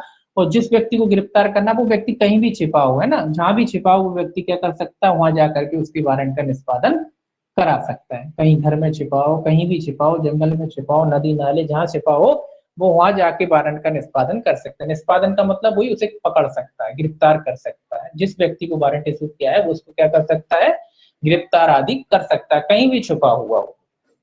ठीक है, इसमें तीसरा देखिए, फिर तीसरा क्या कहता है। तीसरा कहता है, जब वह व्यक्ति जिसके विरुद्ध ऐसा वारंट जारी किया गया है गिरफ्तार कर लिया जाता है, तब वह वारंट सहित निकटतम पुलिस अधिकारी के हवाले कर दिया जाएगा। जो धारा 71 के अधीन प्रतिभूति नहीं ली गई है तो उसे मामले में अधिकारिता रखने वाले मजिस्ट्रेट के समक्ष भिजवाएगा। तो चूंकि अन्य व्यक्ति गिरफ्तार कर रहा था ना, इसलिए ये कह रहा है कि भैया ऐसे मामले में जो अन्य व्यक्ति है, अगर वो व्यक्ति जिसको वारंट इशू किया गया था वो गिरफ्तार कर लिया जाता है, तो क्या करेगा, निकटतम थाने में उसको ले जाएगा। निकटतम थाना, जो भी थाना होगा उस पकड़ के वहां ले जाएगा और पुलिस अधिकारी के हवाले करेगा। अगर उसमें प्रतिभूति वगैरह का जिक्र था, अगर बॉन्ड भरवा लिया जाता तो ठीक है, कोई दिक्कत नहीं है। अगर बॉन्ड वाली कोई बात नहीं थी तो फिर जो भी मजिस्ट्रेट है, अधिकारिता रखने वाला जो भी मजिस्ट्रेट है, उसके समक्ष वो क्या करेगा, उस मामले में अधिकारिता रखने वाले मजिस्ट्रेट के समक्ष, जो भी मजिस्ट्रेट अधिकारिता रखता है उस मजिस्ट्रेट के समक्ष वो पुलिस अधिकारी जिसको सौंपा था वो क्या करेगा, उसको पेश करेगा, उस व्यक्ति को क्या करेगा, वो पेश करेगा। अब देखिए सेक्शन 74। 74 क्या कहता है, 74 कहता है पुलिस अधिकारी को निर्दिष्ट वारंट, सॉरी ये स्पेशल पुलिस अधिकारियों की बात कर रहा है कि जो 74 है ये, कि भाई जो वारंट होगा किसको निर्दिष्ट होगा, पुलिस अधिकारी को। किसको होगा, पुलिस को। तो एक ही शब्द याद रखना, हेडिंग याद रखना कि 74 वाला जो वारंट है वो किसको निर्दिष्ट होगा, केवल पुलिस वालों के लिए कह रहा है। ये कह रहा है किसी पुलिस अधिकारी को निर्दिष्ट वारंट का निष्पादन किसी अन्य ऐसे पुलिस अधिकारी द्वारा भी किया जा सकता है जिसका नाम वारंट पर उस अधिकारी द्वारा प्रस्तांकित किया जाता है जिसे वह निर्दिष्ट या प्रस्तांकित है। सिंपल सी बात है, जी इसीलिए जोड़ा गया है कि आप ऊपर तो पढ़ ही चुके, पुलिस को भी हो सकता है अन्य व्यक्ति को, लेकिन ये क्या कह रहा है, स्पेशली क्या कह रहा है कि भाई जिस पुलिस अधिकारी को वारंट का निष्पादन करने के लिए भेजा गया था वो किसी अपना जो जूनियर अधिकारी होता है उससे भी वारंट का निष्पादन करा सकता है। बस क्या करेगा, वो उस पर उसका नाम डाल देगा, तो उसके द्वारा भी वो वारंट का निष्पादन करा सकता है। जैसे कि मान लीजिए कोई डीएसपी है, उसमें या एसपी को वारंट आया, तो एसपी साहब क्या करेंगे, डीएसपी का नाम डाल देंगे और उसको भेज देंगे कि भाई ये वारंट का निष्पादन कराओ। तो इस तरीके से भी क्या हो सकता है, इस तरीके से भी उसका वारंट का निष्पादन हो सकता है, क्योंकि ये प्रक्रिया वाली बात है ना, हर मामलों में तो नहीं जाती। न्यायालय तो सीधा वरिष्ठ अधिकारी के नाम निकाल दिया समन, अब वो वरिष्ठ अधिकारी ना जाके क्या करेगा, जो भी जूनियर होगा उसका नाम समन पे डाल देगा, उस पे सॉरी वारंट पे डाल देगा, और वो अधिकारी क्या कर सकता है, फिर वारंट के अधीन उस व्यक्ति की जिसके नाम भी वारंट निकाला गया है क्या कर सकता है, गिरफ्तारी कर सकता है। तो सिंपल सी बात है इसमें। देखिए 75 क्या कहता है, खत्म हो गया। 75 क्या कहता है, 75 कहता है वारंट के सार की सूचना है। सिंपल सी बात है कि जिस व्यक्ति को गिरफ्तार किया जाता है अगर वो अपेक्षा करता है तो उसको उसके वारंट के सार की सूचना भी बता दी जाती है कि किस लिए और क्यों आपकी गिरफ्तारी हो रही है। ये इसमें लिखा है कि पुलिस अधिकारी या अन्य व्यक्ति जो गिरफ्तारी के वारंट का निष्पादन कर रहा है उस व्यक्ति को जिसे गिरफ्तार करना है उस सार को सूचित करेगा, और यदि ऐसी अपेक्षा की जाती है तो वारंट उस व्यक्ति को दिखा भी देगा। मतलब जिस व्यक्ति की गिरफ्तारी की जानी बताएगा कि भैया आपकी गिरफ्तारी क्यों हो रही है, किस न्यायालय ने आपके लिए वारंट जारी किया था और आपकी गिरफ्तारी किस वजह से हो रही है। और अगर वो व्यक्ति अपेक्षा करता है कि भैया वारंट दिखाओ तो वो पुलिस अधिकारी उसको वारंट दिखा भी देगा कि देख लीजिए ये वारंट। अब दिखाने वाली बात क्यों है, दिखाने वाली बात इसलिए कि एक ही प्रति में होता है, दूसरा नहीं कि सौंप दिया। और एक ही प्रति में क्यों होता है, एक ही प्रति में इसलिए होता है कि वो आदमी को संग में उठा के तो लाना है ना, तो एक तो सौंपने की तो जरूरत ही नहीं है, उसको खुद को उठा के लाना है न्यायालय, है ना, इसीलिए एक ही प्रति में होता है। तो एक प्रति में होने की वजह यही है कि उस अधिकार जो जिसके नाम भी वारंट जारी किया उसको खुद पकड़ के न्यायालय के समक्ष लाना है, तो उसको एक प्रति देके क्या करेंगे, सीधा पकड़ के ही तो लाना है। दूसरा उसको दिखा दिया जाएगा, जब वो मांगता है तो उसको दिखा दिया जाता है। अब देखिए 76 कहता है गिरफ्तार किए गए व्यक्ति का न्यायालय के समक्ष अविलंब लाया जाना।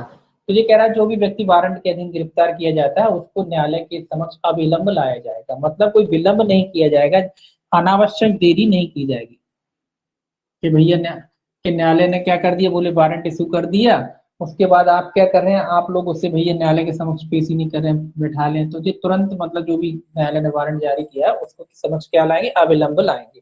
इसको भी पढ़ लीजिए। ये कहता है पुलिस अधिकारी या अन्य व्यक्ति जो गिरफ्तारी के वारंट का निष्पादन करता है, गिरफ्तार किए गए व्यक्ति को धारा 71 के प्रतिभूति संबंधी उपबंधों के अधीन रहते हुए अनावश्यक विलंब के बिना उस न्यायालय के समक्ष लाएगा जिसके समक्ष व्यक्ति को पेश करने के लिए वह विधि द्वारा अपेक्षित है।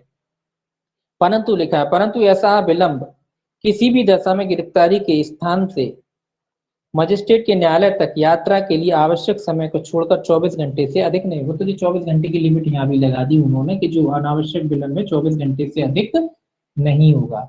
क्या नहीं अधिक होगा, विलंब अधिक नहीं। विलंब की बात कह रहा है कि जो विलंब है इसमें ये 24 घंटे में पेश करेगा, ये नहीं कह रहा, ये कह रहा है कि जो विलंब हुआ है, जो लेट लतीफी हुई है, जो आपने जब पकड़ा उसमें जैसे ही पकड़ने का टाइम रहता है, तो जैसे ही आपने पकड़ा तो जो विलंब है भैया 24 घंटे के अंदर अंदर आपको क्या करना पड़ेगा, न्यायालय के समक्ष उसे पेश करना पड़ेगा। मतलब 24 घंटे से अधिक का विलंब नहीं होगा, कोई भी जो विलंब है वो 24 घंटे से अधिक का नहीं होगा। 24 घंटे के अंदर आपको क्या करना पड़ेगा, न्यायालय के समक्ष पेश करना पड़ेगा। तो सिंपल है ये भी। देखिए आप 77 देखिए, सेक्शन 77, ये छोटे छोटे चीजें हैं तो ये तो आपको वैसे ही पढ़ना है। ये देखिए, ये कह रहा है वारंट कहाँ निष्पादित किया जाएगा, कह रहा है कि निष्पादन कहाँ होगा, निष्पादन कहाँ होगा, निष्पादन जो है वारंट का कहाँ होगा। तो जो कहता है गिरफ्तारी का वारंट भारत के किसी भी स्थान में किया जा सकता है। तो संपूर्ण भारत याद रखें, भारत में किसी भी जगह, या संपूर्ण भारत लिख लीजिए, संपूर्ण भारत में कहीं भी किया जा सकता है वारंट का निष्पादन। जो संपूर्ण भारत है वहां कहीं भी, भारत के किसी भी स्थान पर जो है वारंट का निष्पादन किया जा सकता है। ये सिंपल है। इसके बाद देखिए 78, अधिकारिता के बाहर निष्पादन के लिए भेजा गया वारंट। ये कैसा वारंट है, इसको मिटा देते हैं थोड़ा क्योंकि ज्यादा ही इसमें लिखा है कि अधिकारिता के बाहर जो वारंट का निष्पादन है वो कैसे किया जाएगा। अगर किसी अधिकारिता के बाहर वारंट का निष्पादन करना हो तो कैसे किया जाएगा, ये बताया गया है आपके जो सेक्शन है 78, सेक्शन जो है 78 है। ये क्या कहता है, अधिकारिता के बाहर,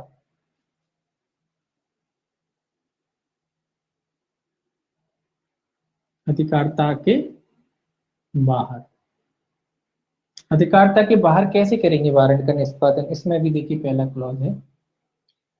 ये कहता है जब वारंट का निष्पादन उसे जारी करने वाले न्यायालय की स्थानीय अधिकारिता के बाहर किया जाना है, तब वह न्यायालय ऐसे वारंट अपनी अधिकारिता के अंदर किसी पुलिस अधिकारी को निर्दिष्ट करने के बजाय उसे डाक द्वारा या अन्यथा किसी ऐसे कार्यपालक मजिस्ट्रेट या जिला पुलिस अधीक्षक या पुलिस आयुक्त को भेज सकता है। तो किन किन को भेज सकता है, कार्यपालक मजिस्ट्रेट, ये इंपॉर्टेंट है, ये याद रखना है। कार्यपालक मजिस्ट्रेट, दूसरा क्या कह रहा है, कार्यपालक मजिस्ट्रेट या जिला पुलिस अधीक्षक, जिला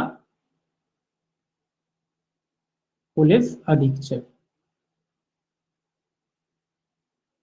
जिला पुलिस अधीक्षक को भेज सकता है या पुलिस आयुक्त, आयुक्त कौन सा आयुक्त, पुलिस, ठीक है, तो पुलिस आयुक्त को भेज सकता है जिसकी अधिकारिता की स्थानीय सीमाओं के अंदर उसका निष्पादन किया जाना है और वह कार्यपालक मजिस्ट्रेट, जिला अधीक्षक या आयुक्त उस पर अपना नाम प्रस्तांकित करेगा और यदि वह साध्य हो तो उसका निष्पादन इसमें इसके पूर्व उपबंधित रीति से कराएगा। क्या मतलब है, ये कह रहा है कि जब अधिकारिता के बाहर वारंट का निष्पादन कराना है तो वो किसी अन्य पुलिस अधिकारी को क्या है वारंट नहीं सौंपेगा, फिर वो कहाँ किनको सौंपेगा, जिसकी भी अधिकारिता में वो व्यक्ति रहता है, निवास करता है, जहाँ पे वारंट का निष्पादन किया जाना है, तो उसको उसको क्या कर सकता है न्यायालय, वहां का जो कार्यपालक मजिस्ट्रेट होता है, एग्जीक्यूटिव मजिस्ट्रेट, उसको भेज सकता है, या फिर जिला पुलिस अधीक्षक यानी एसपी जो होता है उसको भेज सकता है, या पुलिस आयुक्त जो होता है उसको भेज सकता है। इन तीनों में से किसी को भी भेज सकता है। तो ये लोग क्या करेंगे, ये लोग जैसे ऊपर तामीलें होती, जैसे ऊपर जो वारंट का निष्पादन किया जाता है उसी तरीके से ये लोग क्या कराएंगे, ये लोग वारंट का निष्पादन कराएंगे, मतलब कुल मिलाकर उसकी गिरफ्तारी कराएंगे। जो भी इनके अधीनस्थ अधिकारी वगैरह होते हैं उनको क्या करेंगे, ये वारंट इशू करेंगे, उसके बाद जैसे पकड़ा जाता था, जैसे वारंट की प्रक्रिया, तो उसी तरीके से ये अपने अपने हिसाब से क्या करेंगे, उस व्यक्ति की गिरफ्तारी कराएंगे। और फिर क्या होगा, दूसरा देखिए कहता है, दूसरा कहता है उपधारा 1 के अधीन वारंट जारी करने वाला न्यायालय गिरफ्तार किए जाने वाले व्यक्ति के विरुद्ध ऐसी जानकारी का सार, ऐसी दस्तावेज सहित यदि कोई हो जो धारा 81 के अधीन कार्रवाई करने वाले न्यायालय को यह विनिश्चित करने के लिए कि उस व्यक्ति की जमानत मंजूर की जाए या नहीं समर्थ बनाने में लिए पर्याप्त है वारंट के साथ भेजेगा। तो ये कह रहा है भैया उस व्यक्ति के बारे में भी क्या भेजेगा, सार भेजेगा न्यायालय, है ना, क्या भेजेगा, उसका सार सूचना भेजेगा, किसके बारे में, अभियुक्त के बारे में, जिसके लिए वारंट जारी किया गया उसके बारे में सूचना वगैरह, अपराध की प्रकृति वगैरह, ये सारी चीजें भेजेगा। क्यों भेजेगा, क्योंकि ये जो अधिकारी वगैरह है तो ये भी क्या कर सकते हैं, उससे बॉन्ड भरवा सकते हैं ना, जमानत दे सकते हैं उसकी, क्योंकि अब अधिकारिता के बाहर है तो उसका बॉन्ड भरवा लेंगे, जमानत दे देंगे, उसके बाद जो भी तारीखें लगेंगी वो जहां भी जिस न्यायालय ने वारंट जारी किया तो वहां पेश हो सकता है, या फिर क्या करेंगे, पेश कराएंगे, जैसी भी स्थिति हो। तो इसीलिए वो सार की क्या दे सकता है, सूचना वगैरह भेजेगा, ताकि इससे आसानी होगी कि जो लोग उसकी जमानत दें कि नहीं दें, है ना, इस तरीके से इन लोगों को आसानी होगी इस वजह से। तो इस तरीके से क्या होगा, न्यायालय क्या करेगा, वो सार की सूचना आदि वगैरह इनको भेजेगा, ताकि ये समझ में आ सके कि भाई इनकी जमानत होना है कि नहीं होना है, जमानत मंजूर की जाए या नहीं की जाए, है ना, जमानत जमानत मंजूर हो या ना हो या फिर ना। तो ये पता पड़ कब पड़ेगा, जब अपराध की प्रकृति के बारे में इनको पता होगा, तभी तो पता पड़ेगा क्या मामला है, कैसा मामला है। तो वो सारी एक सार संक्षेप में न्यायालय जो है इनको भेजेगा। अब कौन सा है, 79, दो ही थे इसमें, हाँ तो ये अब 79, 79 देखिए क्या कहता है। अब ये कह रहा है ये भी अधिकारिता के बाहर है,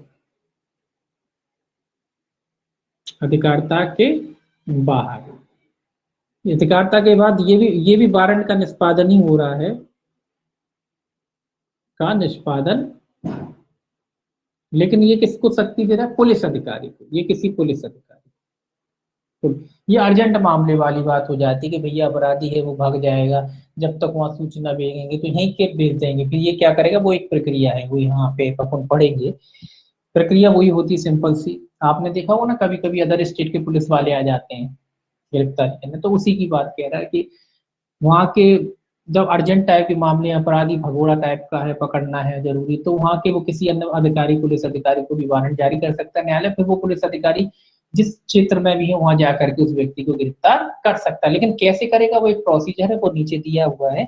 जब पुलिस अधिकारी को निर्दिष्ट वारंट का निष्पादन उसे जारी करने वाले न्यायालय की स्थानीय अधिकारिता के बाहर किया जाना है, तब वह पुलिस अधिकारी उससे पृष्ठांकन के लिए मामूली तौर पर ऐसे कार्यपालक मजिस्ट्रेट के पास या पुलिस थाने के भारसागत अधिकारी से अनिम्न पंक्ति के पुलिस अधिकारी के पास, जिसकी अधिकारिता की स्थानीय सीमाओं के अंदर उक्त वारंट का निष्पादन किए जाना, ले जाएगा।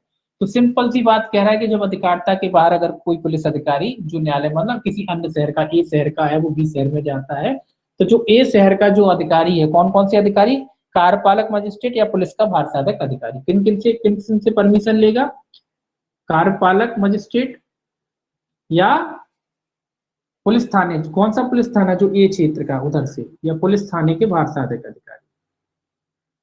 तो पुलिस थाना यहाँ अकेला लिख दिया, तो पुलिस थाने का जो भारसाधक अधिकारी कौन सा, जो ये अच्छा बी क्षेत्र में ले रहा, तो बी क्षेत्र के जो पुलिस अधिकारी वगैरह, ए क्षेत्र का पुलिस वाला है वो बी क्षेत्र में जाके कर रहा है, तो बी क्षेत्र में मतलब जो भी पुलिस वाले हैं या जो भी कार्यपालक मजिस्ट्रेट वगैरह है, वो जो ए क्षेत्र का पुलिस वाला है वो क्या करेगा, इनसे अनुमति लेगा, यहाँ के कार्यपालक मजिस्ट्रेट वगैरह है, पुलिस थाने, उनसे क्या करेगा, उनसे निष्पादन के लिए अनुमति लेगा, जिसको वारंट का निष्पादन कराना है। तो कहाँ ले जाएगा जी, कार्यपालक जो वारंट है इनके पास ले जाएगा, कुल मिला के अनुमति लेगा, इनके पास ले जाएगा वारंट के, भाई फलाना फलाना व्यक्ति को पकड़ना, ये इसीलिए ले जाते हैं, ये मदद भी करते हैं, है ना, ये तो लोकल पुलिस वाला अकेला क्या करेगा, थाने चला जाता है तो वहाँ के पुलिस वाले मदद करेंगे, एग्जीक्यूटिव मजिस्ट्रेट ये लोग मदद करेंगे पकड़वाने में ना, इसीलिए, तो इसीलिए ये क्या करेगा, वहां पे ले जाएगा। लेकिन अब देखिए दूसरा आगे क्या कहता है, ऐसा मजिस्ट्रेट या पुलिस अधिकारी उस पर अपना नाम पृष्ठांकित करेगा और ऐसा पृष्ठांकन उस पुलिस अधिकारी के लिए जिसको वह वारंट निर्दिष्ट किया गया है उसका निष्पादन करने के लिए पर्याप्त प्राधिकार देगा होगा, और पुलिस यदि ऐसी अपेक्षा की जाए तो ऐसे अधिकारी की ऐसे वारंट का निष्पादन करने में सहायता करेगी। वही वाली बात कह रहा है कि ये लोग अधिकारी क्या करेंगे, उस पर पृष्ठांकन करेंगे, अपना हस्ताक्षर करेंगे, है ना, पृष्ठांकन कर दिया। अब पृष्ठांकन करेंगे तो पृष्ठांकन का अर्थ क्या है, भैया इनको पूरी पावर आ गए कि भैया ये व्यक्ति जो है, जो अदर स्टेट का है, अदर शहर का है, जो अधिकारिता के बाहर निष्पादन करा रहा है, वो व्यक्ति क्या कर सकता है, वारंट का निष्पादन अब करा सकता है। और अगर आवश्यक है तो जो पुलिस वाले जो होते हैं, जो जहाँ पे वो गिरफ्तारी कर रहा है वहाँ के जो पुलिस वाले हैं वो भी इसकी क्या करेंगे, मदद करेंगे। अगर पुलिस वाले की जरूरत है, पुलिस फोर्स की जरूरत है, तो वो इन लोग इनको उपलब्ध कराएंगे। लेकिन तीसरा देखिए क्या कहता है। तीसरा कहता है जब कभी ये विश्वास करने का कारण हो कि उस मजिस्ट्रेट या पुलिस अधिकारी का जिसकी स्थानीय अधिकारिता के अंदर वह वारंट निष्पादन किया जाना है, पृष्ठांकन प्राप्त करने में होने वाले विलंब से ऐसा निष्पादन न हो पाएगा जब वह पुलिस अधिकारी जिसे वह निर्दिष्ट किया गया है उसका निष्पादन उस न्यायालय की जिसने उसे जारी किया है स्थानीय अधिकारिता से परे किसी स्थान में ऐसे पृष्ठांकन के बिना कर सकता है। ये एक अपवाद हो गया। ये कह रहा है कि जब उसे लगता है कि भैया जब तक तो इनका पृष्ठांकन लेने जाएंगे, इनकी अनुमति लेने जाएंगे, तब तक तो बोले वो फरार हो जाएगा, भाग जाएगा, तो वो क्या कर सकता है, बगैर पृष्ठांकन के भी अपवाद हो गया एक तरीके से। अगर उसे लगता है कि भाई अर्जेंट टाइप का मामला है, कोई अर्जेंट मामला है, जब तक हम इनकी अनुमति लेने जाएंगे तब तक तो वो फरार हो जाएगा, हम पकड़ ही नहीं पाएंगे उसके, तो वो क्या कर सकता है, फिर बगैर अनुमति के भी क्या कर सकता है, उस व्यक्ति को गिरफ्तार कर सकता है जिसके नाम से वारंट इशू किया गया था। ठीक, ये 79 था आपका। देखिए सेक्शन 80, तो ये याद रखेंगे। पहले तो सामान्य कार्रवाई तो यही है कि भाई जहाँ पे गए हो वहाँ के अधिकारियों से परमिशन लो, वहाँ के पुलिस थाने में जाके अपन परमिशन लो, वो आपकी जो भी उचित होगा मदद करेंगे। और अगर अर्जेंट मामला है कि भाई वो निकल भागेगा, तो फिर वो बगैर वार उसकी अनुमति के भी क्या कर सकता है, उस व्यक्ति को वारंट के साथ गिरफ्तार कर सकता है। देखिए सेक्शन 80 क्या कहता है। सेक्शन जो 80 है वो कहता है जिस व्यक्ति के विरुद्ध वारंट जारी किया गया उसके गिरफ्तार होने पर प्रक्रिया। अब गिरफ्तारी की प्रक्रिया है काय की, जो गिरफ्तार हो गया। अब यहाँ अनुमति नहीं ली थी तो क्या करेंगे, अब तो फिर तो ले जाएंगे ना, गिरफ्तार हो गए तब तो ले जाएंगे।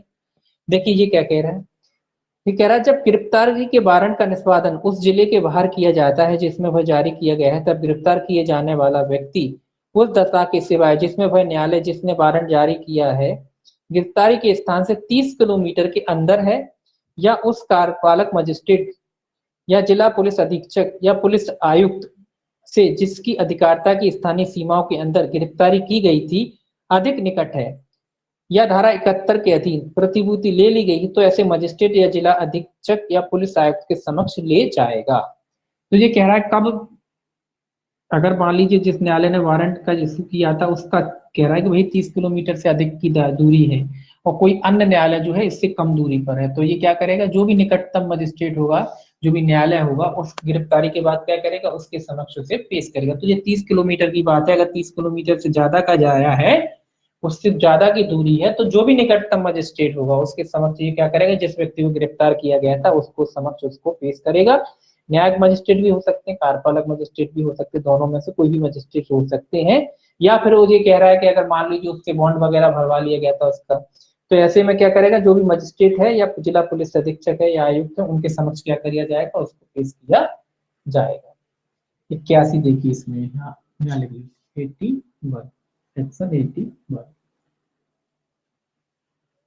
81 कहता है उस मजिस्ट्रेट द्वारा प्रक्रिया जिसके समक्ष ऐसे गिरफ्तार किया गया व्यक्ति लाया जाता है। तो ये प्रक्रिया है, लाया गया व्यक्ति, लाया गया कौन सा व्यक्ति, जो गिरफ्तार करके लाया गया। अब ये मजिस्ट्रेट साहब क्या करेंगे, जिसके समक्ष भी इन्होंने जिन्हें गिरफ्तार करा था अधिकारिता के बारे में इनके समक्ष पेश कर दिए, अब तो ये लोग क्या करेंगे, सिंपल सी बात है। ये देखिए पहला इसका क्या कहता है, ये लोग क्या करेंगे, ये कह रहा है यदि गिरफ्तार किया गया व्यक्ति वही व्यक्ति प्रतीत होता है तो वारंट जारी करने वाला न्यायालय द्वारा आश्रित है, तो ऐसा कार्यपालक मजिस्ट्रेट या जिला पुलिस अधीक्षक या पुलिस आयुक्त उस न्यायालय के पास उसे अभिरक्षा में भेजने का निर्देश देगा। सिंपल सी बात है, पहले तो ये पहचान करेंगे कि भाई जिस नाम का व्यक्ति के लिए वारंट जारी किया गया था ये वास्तविकता में वो व्यक्ति है या नहीं।